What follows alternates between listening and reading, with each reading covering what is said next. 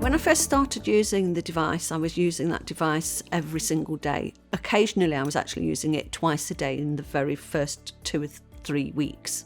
I then found that as I started to improve myself and my sleep started to improve, that I actually didn't need to use it every single day. Initially, when I was working away from home, occasionally if I didn't take it with me, I found that it didn't matter if I hadn't used the device for 2 or 3 days, provided I used it at least twice a week.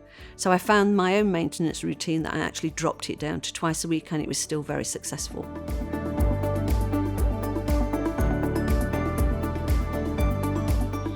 So I have a sister who has sleep apnea, and she uses a device called a CPAP device, which is, it pumps oxygen into, and she has to wear a mask at night time. So compared to the device that I'm using, it to me seems quite intrusive, the device that she has to use, because she has this mask on her face all of the time during the night.